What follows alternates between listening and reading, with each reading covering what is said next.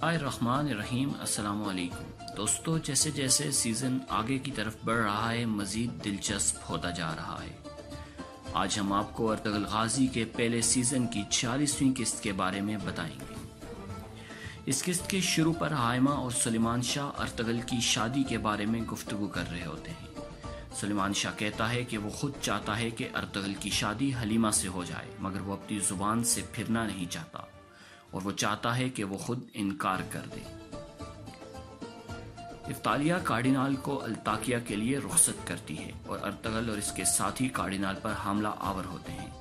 جب کارڈینال قضائے حاجت کے لیے ایک طرف ہوتا ہے تو وہ ایک طرف چھپ کر بیٹھ جاتا ہے تو ارطغرل پہنچ جاتا ہے۔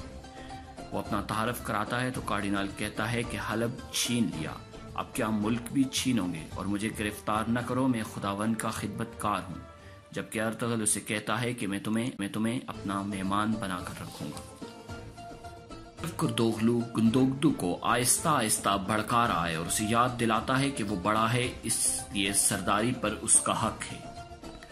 ارطغرل تھامس کارڈینال سے اس کی سلیب لے کر ایک سلیبی کے ہاتھ گلے بھیج دیتا ہے تاکہ استاد اعظم کو دکھا کر نورگل کی رہائی کا پیغام بھیجے۔ استاد اعظم جو پہلے ہی شدید علالت میں ہے، وہ تیتش اور افطالیہ سے مشورہ کرتا ہے کہ آیا تھامس کو ان کے پاس چھوڑا جائے یا نورگل کو ان کے حوالے کیا جائے۔ استاد اعظم تیتش کے ہاتھ نورگل کو بھیج دیتا ہے، جو کہ ایک چال کا حصہ ہوتا ہے۔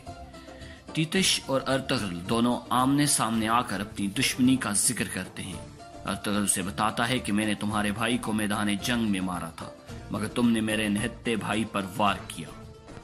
مگر تمہاری اطلاع کے لیے عرض ہے کہ زلجان ابھی زندہ ہے۔ میں جس دن تمہیں قتل کروں گا وہ اسی دن اپنی آنکھیں کھولے گا اور تم میرے ہاتھ ذلت کی موت مرو گے۔ اسی دوران دونوں میں قیدیوں کا تبادلہ ہوتا ہے۔ ارطغرل نورگل سے مل کر خوش ہوتا ہے، مگر نورگل گلے ملتے ساتھ ہی ارطغرل کی پیٹھ میں خنجر گھونپ دیتا ہے اور ارطغرل تکلیف میں تڑپنے لگ جاتا ہے۔ وہ اس پر دوبارہ حملہ کر کے اسے ختم کر دینا چاہتا ہے، مگر اتنے میں اس کے ساتھی بھی پہنچ جاتے ہیں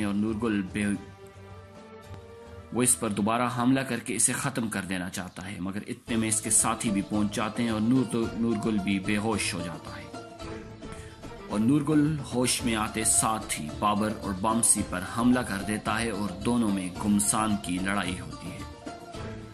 اور اتنے میں سلیبی اپنے پلان کے مطابق ارطغرل پر حملہ کروانے کے بعد دوبارہ حملہ آور ہوتے ہیں اور اسی دوران گلدارو اپنے ساتھیوں سمیت ارطغرل کی مدد کو آن پہنچتا ہے اور سلیبیوں کو ایک بار پھر اپنے مشن میں شکست ہوتی ہے، جس کے مطابق انہوں نے ارطغرل کو ختم کرنا ہوتا ہے۔